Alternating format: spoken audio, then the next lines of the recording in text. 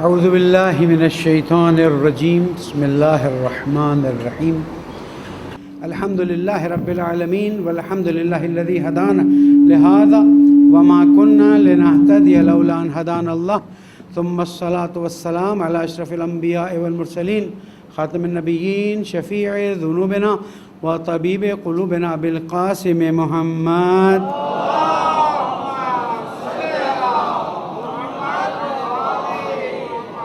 وعلى أهل بيته الطيبين الطاهرين المعصومين المظلومين الذين أذهب الله عنهم الرجس وطهرهم تطهيرا.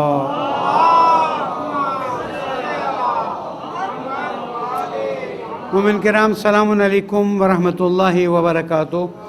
اوصیکم ونفسی بتقوی اللہ ونظم امرکم. پہلے اپنے آپ کو پھر آپ سب کو نصیحت کرتا ہوں، درخواست کرتا ہوں، وصیت کرتا ہوں کہ اللہ کا احترام کیجیے، اللہ کی پرواہ کیجیے، اللہ کی نعمتوں پر شکر بجا لائیے اور اللہ کی نعمتوں سے گناہ کرنے سے اپنے آپ کو بچائیے. پالنے والے تیری نعمتوں پر شکر ادا کرتے ہیں. پالنے والے ہمارے گناہوں کو معاف فرما، ہماری کوتاہیوں سے درگزر فرما اور ہمیں ہمارے سینوں کو اہل بیت علیہ السلام کی محبت سے سرشار فرما دے. درود پڑھ دیں محمد وعلی.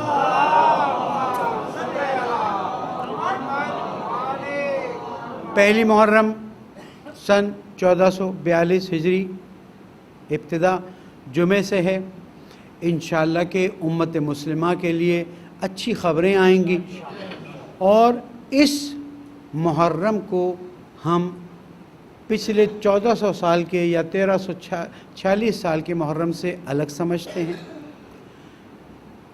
اس کا مطلب یہ نہیں ہے کہ کیونکہ کورونا آ گیا اس لیے الگ ہے، اس لیے کہ اس محرم میں دشمنوں نے محرم کے آنے سے پہلے اپنے عزائم کا اعلان کر دیا ہے. میں بات کچھ حد تک کھل کے بھی کروں گا لیکن کچھ چیزیں بند بھی کروں گا تاکہ دونوں طرف کے مسائل حل ہو جائیں.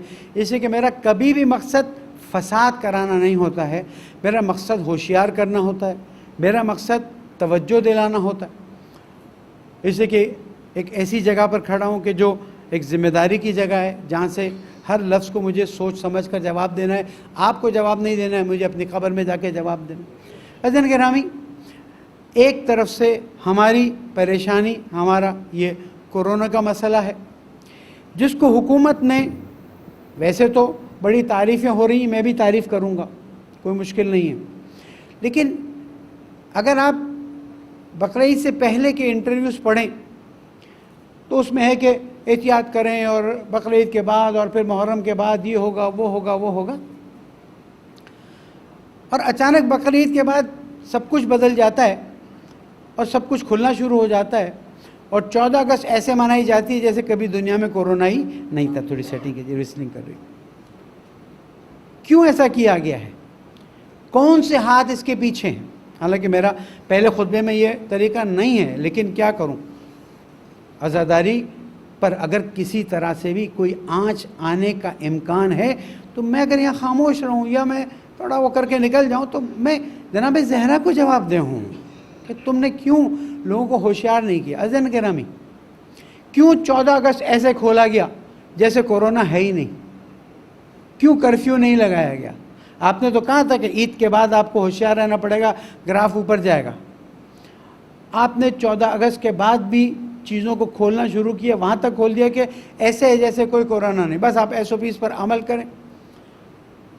مجھے ڈر ہے ان دنوں کا اثر جب عاشورہ کے بعد نظر آئے گا تو جیسے ہمارے زواروں کا انہوں نے الزام لگا دیا. وہ تو اللہ عزت رکھنے والا ہے، اللہ نے واضح کر دیا کہ تم زواروں کی بات کرتے ہو، ہم اس لیے کہ باقی دینی چیزوں کا بھی احترام کرتے ہیں، چاہے وہ تبلیغ ہو چاہے وہ اعتکاف ہو، اس لیے ہم ان کا مذاق نہیں اڑاتے، ہمیں حق نہیں. لیکن اللہ تعالیٰ نے اور بہت سی چیزوں کو کھول کے سامنے رکھ دیا کہ تم عزاداروں اور زواروں پر الزام دے رہے تھے، یہ دیکھو یہ کورونا کہاں سے کس طرح سے آ گیا.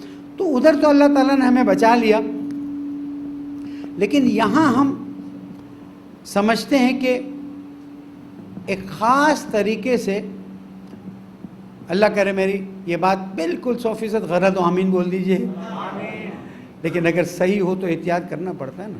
دیکھیں ایک وقت ایک چھوٹا چوہا یہاں پر گھوم رہا ہے اور میں کہوں چوہا ہے سنبھالنا, آپ کہیں گے دیکھے جائیں. ایک وقت میں کہوں یہاں بچھو ہے, دونوں میں فرق آ جائے گا کہ چوہا بغیر بچھو, اور اگر کہہ دیا سانپ ہے تو اور. تو اسی طرح سے خطرہ جتنا خطرناک ہوتا ہے اور اس چھوٹے سے اس کا بھی اثر دور تک جاتا ہے. کیونکہ اگر مثلا 15-17 محرم سے اللہ نہ کرے کیسز بڑھ جاتے ہیں یا 10 محرم سے کیسز بڑھ جاتے ہیں تو عوام تو کل انعام ہے, میرے مولا فرماتے ہیں. یہ تو جس طرف ان کو جھونک دو یہ چلے جاتے ہیں. ایسا نہ ہو کہ ہم عزاداری میں کچھ ایسی کوتاہیاں کر جائیں کہ عزاداری کے بعد آنے والے, اللہ نہ کرے نا, اللہ کرے آئے نا انشاءاللہ, آنے والے اثرات کو عزاداری پر ڈالا جائے اور اس کے بعد پھر ایک نئی کہانی شروع کی جائے جیسے کہ آ رہی ہے. دیکھیں عزاداری کے بہت سے عناوین ہیں, اس پہ سب سے اہم عنوان اجتماع کا ہے. نہیں معلوم آج ہمارا سسٹم کیوں ساتھ نہیں دے رہا. ہاں چلیں, تھوڑا ابھی فائنل انتظامات ہو رہے ہیں, بہتر ہو جائیں گے. درود پڑھتے ہیں محمد والے محمد.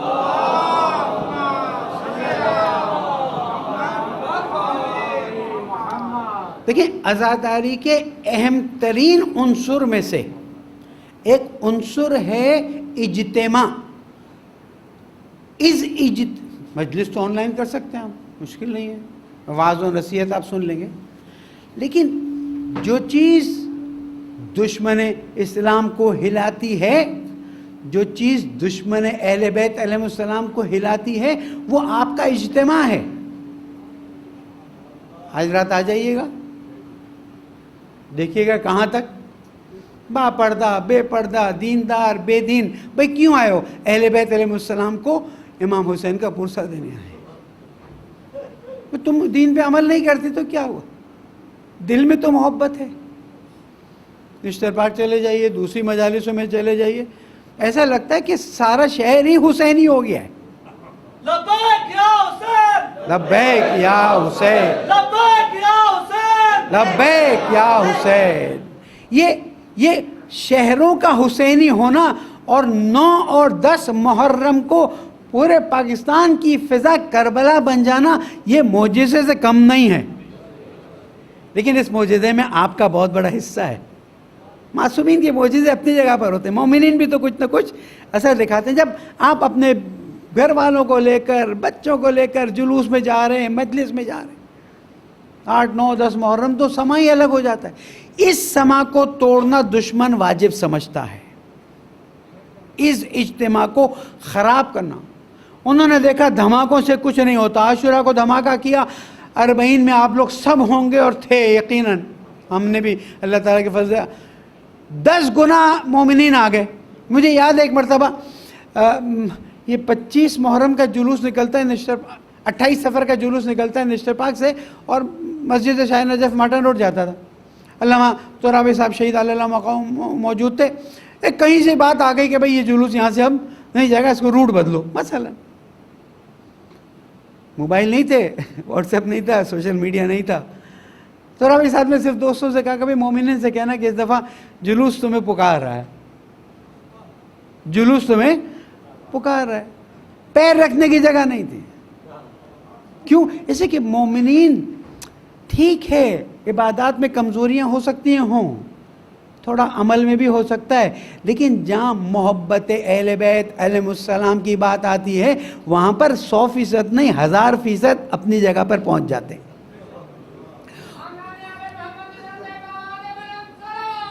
اللہ صلی علی محمد وعلی. اس عبادت کو واجب سمجھنا ضروری ہے.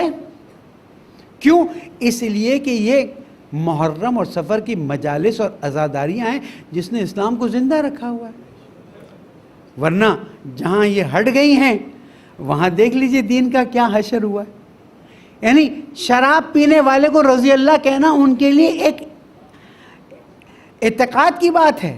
ابھی ایک عرب کپڑوں میں بیٹھے ہوئے پتہ نہیں کون تھے، کہا بھائی یزید کو فلاں کہنا، کہا وہ تو فلاں، میں تو بولنا بھی نہیں چاہتا، اتنا منحوس جملہ ہے، تم کو وہ مبارک، ہمیں یہ مبارک، لکم دینکم ولی دین، ہمیں حسینی راستہ مبارک، جس کو یزیدی راستے پر جانا ہے وہ۔ اچھا میں اس میں یہاں بات سمجھا دوں، جب ہم یہ کہتے ہیں نا تمہیں تمہارا راستہ، اس سے اہل سنت مراد نہیں ہے۔ کل رات تقریباً ہم 2 بجے تک ایک ٹیلی ویژن چینل پہ ایام عزا کی ریکارڈنگ کروا رہے تھے، اہل سنت کے علماء مجھ سے زیادہ محبت کا اظہار کر رہے تھے، اور میں تھوڑا چپ ہو جاتا تھا کہ چلو اچھا ہے ان کے بھی دل کی باتیں لوگوں تک پہنچے تاکہ پتہ چلے۔ تو میں نے کہا کہ بھئی یہ کانسیپٹ ہمارے ہاں بڑا عجیب بن گیا ہے کہ امام حسین ہمارے ہیں اور آپ کے نہیں، یہ آپ تو کلیئر کر کے بتائیں کہ جناب امام حسین ہم سب کے ہیں، آپ کا ایک طریقہ، ہمارا دوسرا طریقہ۔ یہ جو تیسرا ٹولہ شامی ہے، اس سال مجالس میں میں انشاءاللہ جہاں پر میری مجلسیں ہیں، میں اس شامی ٹولے کو واضح طور پر بیان کرنا چاہتا ہوں، اس لیے کہ ابھی تک ہمارے لوگوں کے لیے شامی ٹولہ جو ہے واضح نہیں ہوا۔ شامی ٹولہ آپ جانتے ہیں میں کس کی طرف اشارہ کر رہا ہوں، اور اس کا سرغنہ یزید اپنی جگہ پر موجود ہے، کہ انہوں نے دین کا جو ستیہ ناش کیا ہے، یعنی میں سوال کرنا چاہتا ہوں کہ تمہاری ماں بہن بیٹی کو شام کے بازار میں نہیں، یہاں پر لا کر دوپٹہ اتار دیا، دوپٹہ نہ اتارا جائے، صرف یہاں پر آ کے دوپٹہ اتارنے کی بات کی جائے، تم شرم سے مر جاؤ گے۔ کیا جواب دو گے جب قیامت میں رسول اللہ پوچھیں گے کہ یزید میری نواسیوں کو بے پردہ کیے ہوئے، یزید حسین کے لبوں پر چھڑی رکھ رہا تھا اور تم چپ چاپ دیکھ رہے تھے، کیا جواب دو گے جب حسین کا سر نیزے پر کربلا سے کوفہ لے جایا گیا، کوفہ سے شام؟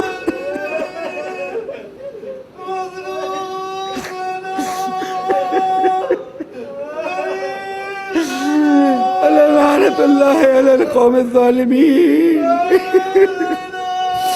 پالنے والے ہماری قلیل عزاداریوں کو قبول فرما، ہمارے دلوں میں اہل بیت کی محبت کو اور زیادہ فرما دے، اجر رسالت ادا کرنے کی توفیق عطا فرما دے، تمام عزاداروں کی جان مال آبرو کی حفاظت فرما دے، پالنے والے قیامت میں اہل بیت کی شفاعت نصیب فرما، اہل بیت کی محبت پر موت عطا فرما، پالنے والے جہاں جہاں مومنین عزاداریاں کر رہے ہیں ان کی تمام مشکلات کو حل فرما، کچھ خاص بیماروں کے لیے دعا کے لیے ان کو سب کو شفاء کامل عطا فرما۔ پالنے والے یہ نادان لوگ جو عزاداری کے خلاف سازشیں کر رہے ہیں اگر ہدایت کے قابل نہیں، نابود فرما دے۔ پالنے والے مسجد کو جنہوں نے آباد کیا اور اتنا بہترین کام کیا، ان کی توفیقات میں اضافہ فرما، ان کے گھروں کو آباد فرما دے۔ پالنے والے زمانے کے امام کو ہم سے راضی فرما، ان کے ظہور میں تعجیل فرما۔ بسم اللہ الرحمن الرحیم۔ انا اعطینک الکوثر فصلی لربک وانحر ان شانئک هو الابتر۔ صدق اللہ العلی العظیم۔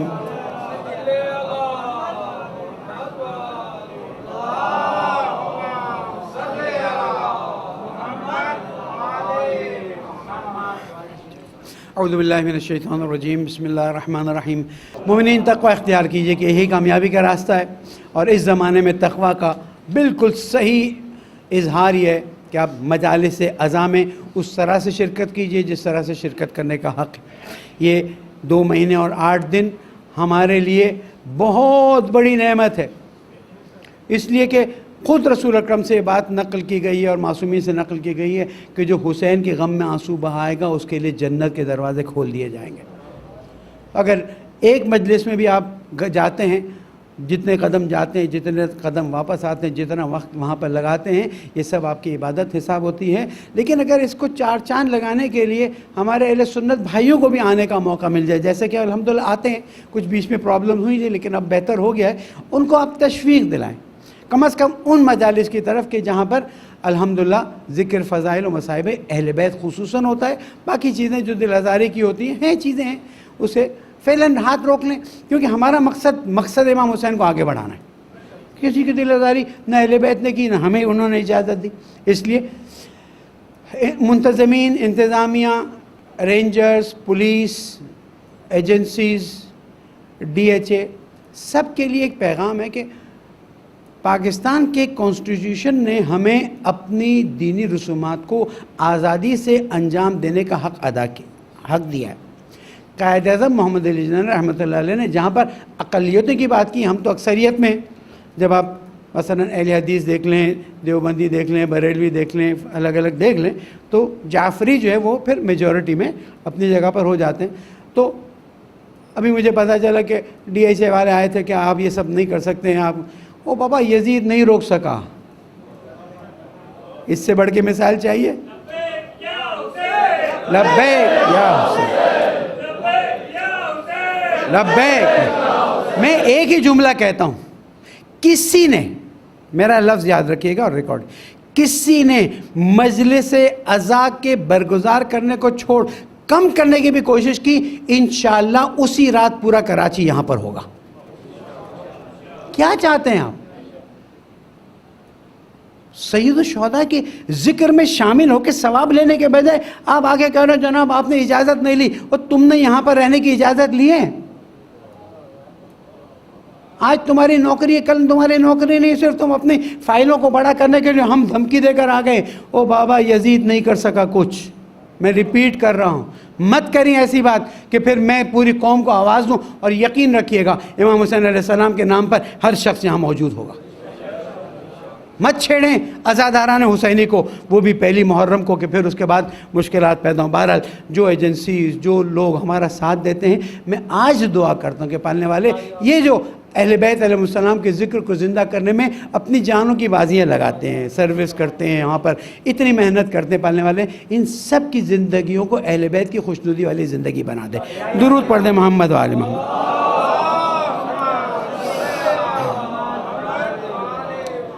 گزشتہ ہفتے میں ایک بہت ہی خطرناک چیز ہوئی ہے، جس کا بولنا بھی خطرناک، لیکن میں مجبور ہوں۔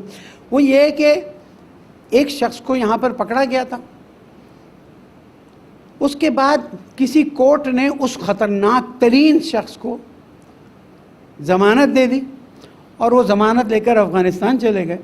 اور افغانستان میں 2-3 پارٹیاں پچھلے ہفتے مل گئی ہیں کہ وہ پاکستان کے خلاف کام کریں گی۔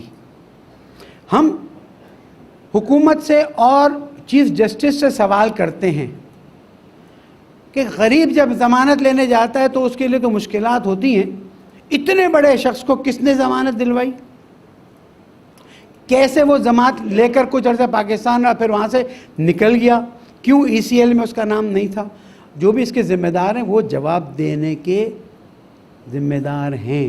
اور اب اس کے بعد جو وہاں پر ایک اتحاد ہوا ہے، اس کے اثرات دیکھ لیجئے۔ پچھلے ہفتے میں 3 جگہ ہوا، کل CTD والوں نے یہاں پر، ہمارے CTD والے بھائیوں کی جانیں بھی تو جاتی ہیں۔ ہمیں دیکھیں، ہمارا ایجنسیز کے ساتھ اختلاف اپنی جگہ پر ہے، ہمارے نوجوانوں کو ایسے اٹھا کے لے جاتے ہیں جیسے پتہ ہی نہیں چلتا۔ ابھی بھی 2 دن پہلے ایک چیز آئی سامنے، فلاں ہوا ہے، فلاں ہوا ہے، فلاں ہوا ہے۔ میں نے بتایا تھا چند سال پہلے، ایک بہت ہی میرے نزدیک فیملی جو ہماری اکیڈمی میں آتے تھے، درس پڑھتے تھے، ان کے ایک لڑکے کو اٹھا کے لے گئے۔ او جناب ٹیلی ویژن پہ انٹرویو، میں ایران کا جاسوس ہوں، میں فلاں ہوں، میں فلاں ہوں۔ اور اس کے 2 سال بعد ضمانت بھی ہو گئی، اور آج ماشاءاللہ وہ بری بھی ہو گیا۔ یہ سب نورا کشتیاں کھیل نہ کریں، جو حقیقی لوگ ہیں ان کو پکڑیں، تاکہ ملک، دیکھیں 14 اگست کو ہم نے یہ بات کہی تھی، ملک میرا، آپ کا ہے، ہمارا ہے، ہمیں اس کی خاطر بہت کچھ کرنا پڑے گا۔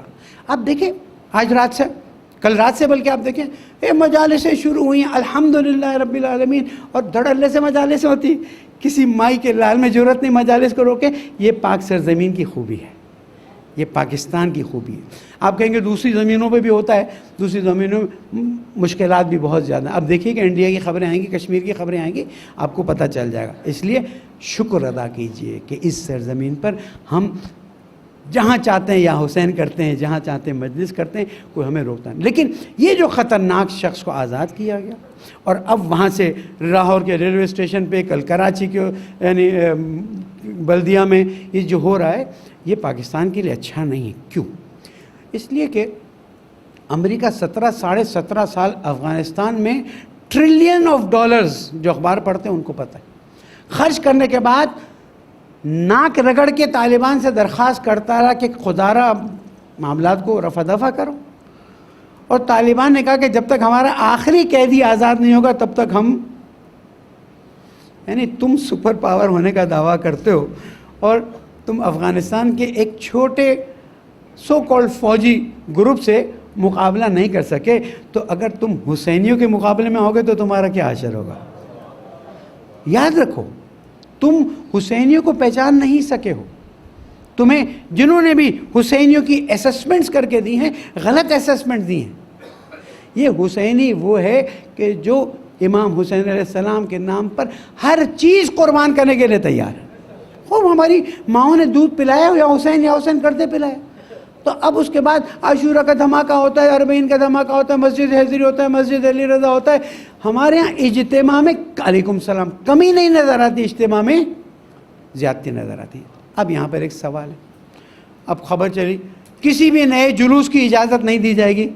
میرا لہجہ ذرا گندا ہے لیکن میں کیا کروں، تمہارے باپ کی زمین ہے جو تم اجازت نہیں دو گے. اتنی سوسائٹیز بنی ہیں، اتنے شہر بڑھ گئے، نہیں جلوس اتنے ہی ہوں گے جو پہلے سے اجازت تھے. میرے قائد نے فرمایا ہے کہ اگر تم امن سے رہو گے تو ہم امن سے رہیں گے. آگے کا جملہ بولنے کی ہمیں ضرورت نہیں. کیسے ہو سکتا ہے کہ کہا جائے وہاں سے جلوس نہیں نکلے گا، وہاں سے جلوس نہیں نکلے گا. اور راولپنڈی کے واقعے میں ایک اہل سنت کے بڑے عالم دین نے بہت خوبصورت بات کی تھی. آپ کو نام لوں گا تو آپ کہیں گے وہ کیا نام لے کے بیٹھ گئے، کسی نام نہیں لیتا ہوں.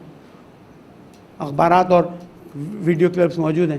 جب مولانا عارف عائدی سے پوچھا گیا کہ کیا یہ ممکن نہیں کہ آپ جلوس کے روٹ چینج کر دیں، تو مائک ان صاحب نے لیا، ہمیں ان سے لاکھ اختلاف. انہوں نے کہا بابا یہ جلوس تو 1947 سے پہلے سے چل رہا ہے، یہ مسجدیں اب بنی ہیں،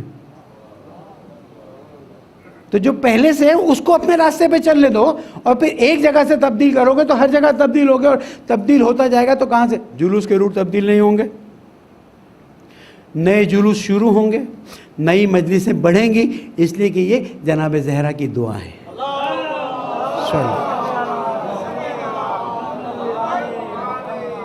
اس لیے بہت ضروری ہے کہ ہم اپنی طرف سے مجالس میں شرکت کے لحاظ سے، سیکیورٹی کے انتظامات کے لحاظ سے، نیاز کے لحاظ سے، تبرکات کے لحاظ سے، علم و شبی کے لحاظ سے کوئی بھی ایسا عمل نہ کر جائیں کہ جس کے بعد پھر ہمیں جواب دینا بھاری پڑے. ہم دین کی حدود میں رہ کر بالکل آزاد ہیں. آزاداری کو اس حد تک کریں جس حد تک ہمارے لیے اندر دم ہے، اللہ تعالیٰ نے ہمیں طاقت دی. لیکن اگر سیکیورٹی والا آپ کو روکتا ہے، آپ کو چیک کرتا ہے، آپ کو برا نہیں ماننا چاہیے. خدا شاہد ہے، میں بھی اگر سادے کپڑوں میں ہوتا ہوں چیک کرتے ہیں، میں بالکل چپ چاپ. کیوں؟ اس لیے کہ میری ہی تو حفاظت کے لیے کام کر رہا ہے. یہ اسکاؤٹس، یہ والنٹیئرز، ان کو جب آپ دیکھیں دعا کیجئے دل میں ان کے لیے. یہ بھی تو اپنی ماں کے بچے ہیں نا. یہ آپ کو کیا پتا جو اب آنے والا ہے اس کے کپڑوں میں کیا ہے. لیکن یہ حسین کے چاہنے والے اپنی ماؤں کو خداحافظ کر کے نکلتے ہیں کہ امی آئے تو آئے، نہیں آئے تو ہوا نا. دیکھ لیجئے لاہور میں ہوا، کوئٹہ میں ہوا، کہاں کہاں نہیں ہوا. تو ان کے لیے ان سے بھیڑیے نہیں. سیکیورٹی ایجنسیز اور والنٹیئر سے بھی درخواست ہے کہ احترام. یہ عزادار حسینی، یہ میرا اور تمہارا مہمان نہیں، یہ جناب زہرا کا مہمان آ رہا ہے. اس کو آپ نیاز بھی دیں تو احترام سے دیں. میں تو کہتا ہوں جب تبرک دیں تو 2 ہاتھ سے دیں، جیسے کہ تبرک بھی ایک مقدس چیز ہے، اور جس کو دے رہے ہیں وہ آپ کا کوئی نہیں لگتا ہے، وہ اس خاتون جنت کا مہمان ہے جو ان کے بیٹے کی عزاداری. احترام. لڑائی جھگڑا، میری گاڑی یوں نہیں آئی، اس کی گاڑی، زیب نہیں دیتا ہے. اور کتنا خوبصورت منظر ہوتا ہے کہ جب پولیٹیکل فگرز، منسٹرز، علماء جو بھی آتے ہیں وہ صف اعظم میں بیٹھتے ہیں. ٹھیک ہے، جن کے پیروں کا مسئلہ، گھٹنوں کا مسئلہ، وہ کرسی پہ بیٹھ جاتے ہیں سب، اور کہیں پتہ نہیں چلتا کہ یہ فلاں ہے یا یہ فلاں ہے. سب ایک رنگ میں ڈھل کے ہو جاتے ہیں، اور ہر کوئی یہ کہلانا پسند کرتا ہے کہ حسینی فرش عزا پہ بیٹھا ہوا ہے. اس کی قدر کیجئے، اس کی حفاظت کیجئے اور کوشش کیجئے کہ جو بھی انتظامات کر رہا ہے اس کے ساتھ تعاون کیجئے، یہ آپ کا وظیفہ بنتا ہے۔ اور ساتھ ساتھ ایک جملہ دعا کا کہہ دیجئے، جزاک اللہ، اللہ تمہارا بھلا کرے، کیونکہ یہ ہمارے لیے بہت ہی بڑا کام ہے جو کر رہے ہیں۔ اس کے علاوہ 2-3 نکات اور ہیں اور اس کو بیان کر کے میں اپنی گفتگو ختم کروں گا، ٹائم پہ انشاءاللہ کوشش کرتا ہوں۔ اور وہ یہ ہے کہ ایک تو یہ رینوویشن میں الحمد رب العالمین بعض لوگوں نے اچھا ساتھ دیا اور بعض لوگوں نے بالکل نظریں بچا کے نکل گئے۔ میں ان سے درخواست کرتا ہوں، یہ ثواب جاری ہے، جب تک اس میں دیکھیں جنہوں نے مسجد بنائی اور جب تک یہ مسجد رہے گی، ایک ایک اینٹ کا ثواب اگر وہ زندہ ہے تو زندگی میں، اور اگر چلے گئے تو قبر میں مل رہا ہوگا۔ آپ اپنے پیسے بچا کے نکل تو کیا ہوا، دوسروں نے ساتھ دے دینا ہے۔ اس وقت تو اکیڈمی اپنی طرف سے سہم امام استعمال کر رہی ہے، اس لیے کہ مسجد کے حالات ایسے تھے، تمام مینجمنٹ میں یہ درخواست کی کہ اس کام کو کیا جائے، اور ظاہر ہے کہ اللہ کے گھر کو اس حد تک ہو گیا تھا کہ دروازہ دیمک کی وجہ سے گر رہا تھا، تو الحمدللہ مینجمنٹ نے ہمت کی اور آج ایک بڑی، میں اماؤنٹ اناؤنس نہیں کرتا، جو چاہے گا وہ کام ختم ہونے کے بعد آڈٹ کرے، ساتھ دیں۔ میں پیسہ نہیں مانگ رہا، ہماری کمیٹی پیسہ نہیں مانگ رہی ہے، مسجد آپ کو دعوت دے رہی ہے کہ اس نیک کام میں آئی۔ ساتھ ساتھ پہلے عشرے کے ایکسپنسز پچھلے سال سے تقریباً بڑھتے ہوئے نظر آ رہے ہیں، تقریباً بڑھتے ہیں۔ مومنوں، روپیہ ڈالتے ہوئے، 5 روپیہ ڈالتے ہوئے شرمانا نہیں، اس لیے کہ تمہارا روپیہ کسی کے کروڑ روپے سے شاید زیادہ حیثیت رکھتا ہوں، اس لیے کہ اب آپ اپنے آپ میں خرچ نہیں کر رہے، آپ جناب زہرا کو تحفہ دے رہے ہیں، رسول اللہ کو تحفہ دے رہے ہیں، اور قیامت میں اللہ اس کے بدلے میں آپ کو اجر ضرور دے گا۔ ہم تو کہتے ہیں یا اللہ ہمیں اس کے بدلے میں اجر نہیں چاہیے، ہمیں چاہیے کہ عزاداری بڑھتی رہے، عزاداری کم نہ ہو۔ اس لیے جن سے میری شکایت ہے ان سے درخواست کرتا ہوں کہ آئے، میری عزت کی وجہ سے شکایت نہیں، بلکہ میں درخواست کرتا ہوں کہ مسجد کو مضبوط کریں تاکہ آپ کا سسٹم مضبوط ہو، آپ کی آواز مضبوط ہو اور دین کے پیغام کو بہتر آگے بڑھایا جا سکے۔ آگے والے گھر کے بارے میں گفتگو ہو رہی ہے، اگر اللہ تعالیٰ نے چاہا اور جو صاحبان ہیں وہ اس بات کو قبول کرتے ہیں، ویسے تو 4 سال سے چل رہی، لیکن اب کچھ گفتگو فاسٹ ہونے جا رہی ہے۔ آپ نماز کے بعد دعا کیجیے، اگر مسجد کے حق میں بہتر ہو تو وہ بھی ادھر آ کے، اس لیے کہ بانی تو کھڑا ہوا ہے لیکن صرف چیزیں فائنل ہونا باقی ہیں، اللہ کرے ہو جائے۔ حکومت کے 2 سال، آخری بات، اب 2-3 منٹ میرے پاس ہے۔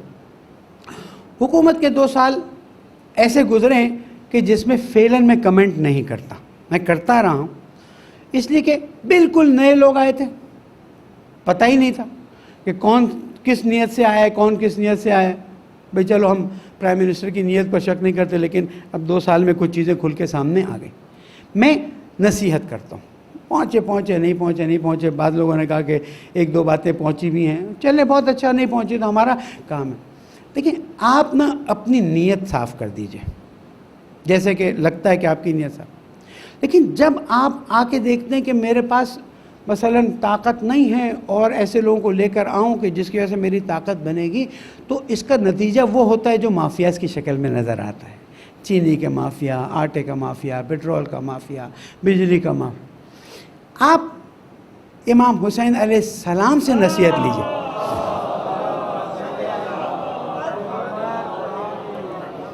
مدینہ اپنی جگہ پر، مکہ میں مسلمان اپنی جگہ پر، بصرہ الگ، سب الگ۔ امام علیہ السلام نے کہا کوئی میرا ساتھ دے یا نہ دے، میں اللہ کی رضایت کے لیے میدان میں نکلا ہوں، اگر اللہ کو منظور ہوگا تو میں اس والے مقصد میں پہنچ جاؤں گا، ورنہ میں اس والے مقصد میں پہنچ جاؤں گا، دونوں مقصد میرے لیے کامیابی۔ میں اگر حکومت قائم کرنے میں کامیاب ہو گیا تو بھی کامیابی، اور اگر نہیں قائم کر سکا تو میں اسلام کو تو زندہ کر جاؤں گا۔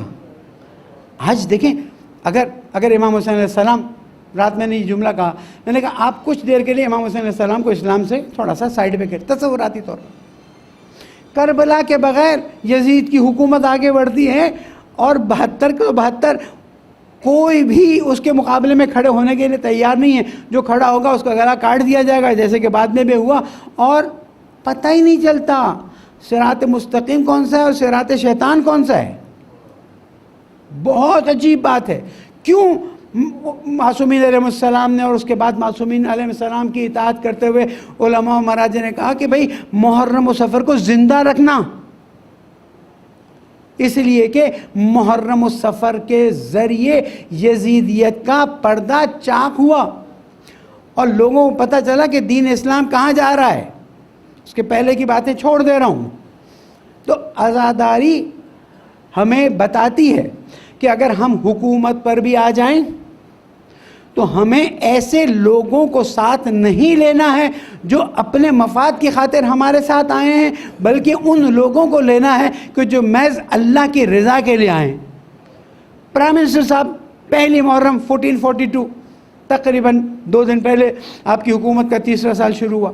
صرف آپ سید الشہداء کا یہ عمل اپنے ساتھ لے لیں، ہے ہاتھ، یہ نعرہ اپنے ساتھ لے لیں، ہے ہاتھ من الذلہ، ذلت مجھ سے دور ہے.